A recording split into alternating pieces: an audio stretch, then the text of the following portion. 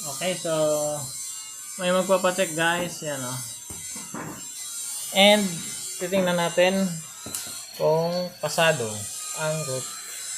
Okay, ito automatic. Yan, anong tawag natin dyan? Anong tawag natin dyan?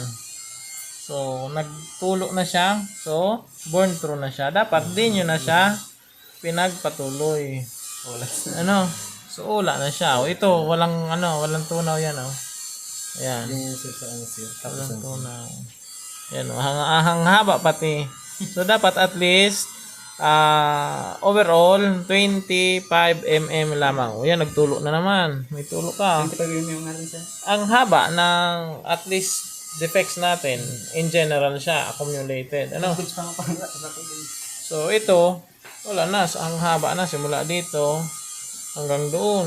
Tapos, meron ka pang burn through na isa, dalawa, and tatlo. Ayan. So, ito, okay naman sana. Oh, maganda. Ano? Kaya lang, pagdating dito sa ibang parte, wala. Hindi tayo umabot. Ano? Yan. So, dapat pagkakanyan, wag na po ninyong ipagpapatuloy ha. Kasi, ganun din, mahirap na ganyan, babaklasin nyo ito lahat. So, i-reject naman yan kahit natapusin natin hanggang capping. So, reject naman na siya. So, isa din lang naman ang rating, reject. Mas mabuti na yung yun pa lang, tanggalin na natin, tapos, ikat na natin, ayusin na natin. Ano? Kasi wala. Ayan po. Sa susunod ha. Baklaso na ini. Ang ining saro.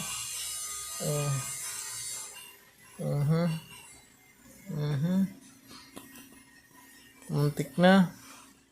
Dugtungan. Taking. Tama. So, ito. Konti lang. Ayan. Sige. So, ito. Consider natin. Ano po, kasi okay naman siya. Konti lang, muntik na lang dito. Ano? So ang